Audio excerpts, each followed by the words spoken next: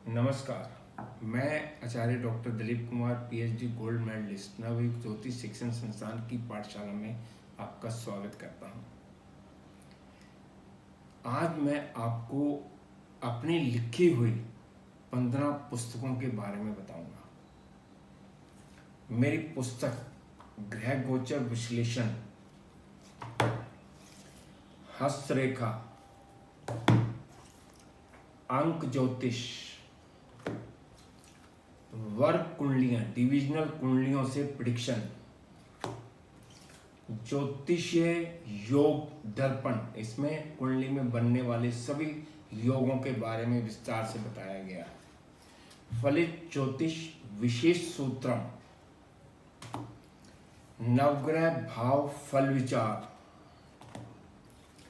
प्रश्न कुंडली विचार, वैदिक ज्योतिष नक्षत्र ज्ञान, मुहूर्त दर्पण, कुंडली विश्लेषण सूत्र, और इसी का इंग्लिश वर्जन है प्रिंसिपल्स ऑफ हॉरोस्कोप एनालिसिस। ज्योतिषीय रोग एवं विश्लेषण, इसमें सभी रोगों के बारे में बताया गया है। और फलित ज्योतिष सिद्धांत, इस पुस्तक के बारे में मैं आज आपको विस्तार से बताता हूं।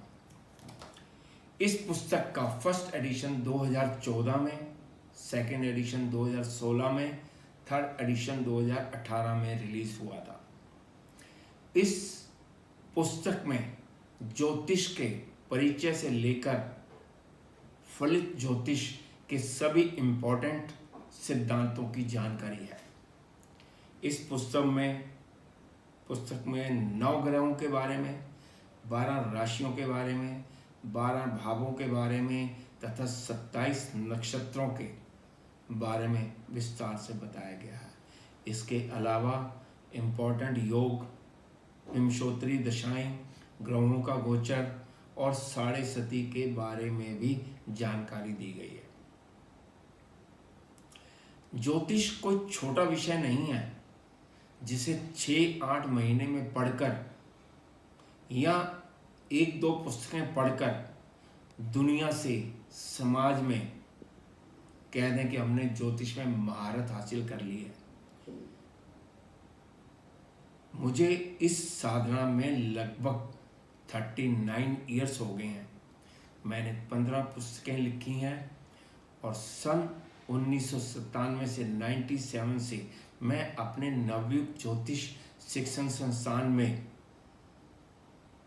विद्यार्थियों को ज्योतिष की शिक्षा दे रहा हूँ, जिसमें पामिस्ट्री, ज्योतिष के अलावा पामिस्ट्री, वास्तु, अंक ज्योतिष भी है। मैं आज तक लगभग 10,000 स्टूडेंट्स को ज्योतिष की शिक्षा दे चुका हूँ, लेकिन आज भी मैं अपने आप को एक छात्र ही मानता हूँ। परिस्थितियों से भी बहुत सीखा है मैंने, क्योंकि जीवन हर पल एक अनुभव है। आज भी मैं डेली ज्योतिष के विभिन्न विषयों पर रिसर्च करता रहता हूँ। इस पुस्तक में 8 अध्याय हैं, जिसमें प्रिडिक्शन के सभी वैदिक सिद्धांतों की विवेचना की गई है। सभी 12 राशियों के गुण धर्म, उनकी प्रकृति को भी समझाया गया है। इन राशियों में उत्पन्न जातकों का स्वभाव कैसा होता है, उनकी कद काठी, शारीरिक और मानसिक प्रवृत्ति कैसी होती है, सब विस्तार से बताया गया है। सभी भावों के नाम, उनके कारक तत्वों के बारे में, भावों में बैठे ग्रह से भविष्य कथन करने की कला के बारे में बताया गया है। सभी भावों के मानव शरीर के अंगों को भी विस्तार से बताया है, जिससे शरीर पर रोगों का प्रभाव भी देखा जाता है।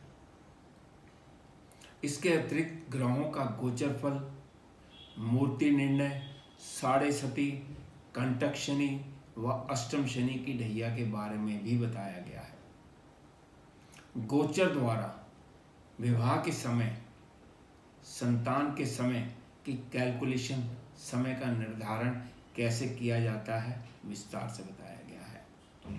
जातक बिजनेस करेगा या नौकरी, या बिजनेस या नौकरी कब स्टार्ट करेगा, कब नौकरी लगेगी, बताया गया है। जातक को रोग कब होगा, 22वां दृष्टिकोण कैसे बनता है, 64वां नवांश इनकी कैलकुलेशन कैसे की जाती है, ये भी विस्तार से बताया गया है। जन्म कुंडली के अलावा 10 वर्ग भी बहुत इंपॉर्टेंट होते हैं। डिविजनल चार्ट, जिसकी मैंने एक अलग से पुस्तक लिखी हुई है, मैं उसके बारे में आपको विस्तार से बाद में बताऊंगा।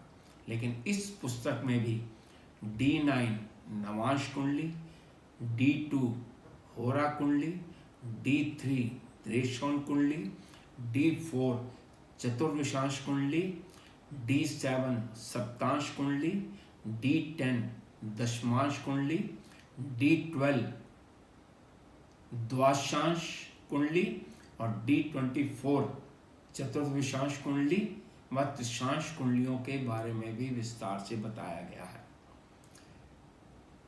D2 से हम जातक के धन की पोजीशन, D3 से भाई बहनों से संबंध, D4 से आपकी चल अचल संपत्ति और भाग्य, D7 से संतान संबंधी जानकारी, D10 से प्रोफेशन से संबंधित, D12 माता पिता से संबंधित, D24 एजुकेशन से संबंधित और D30 यानी त्रिशांश कुंडली से आपके रोगों के बारे में बताया जाता है।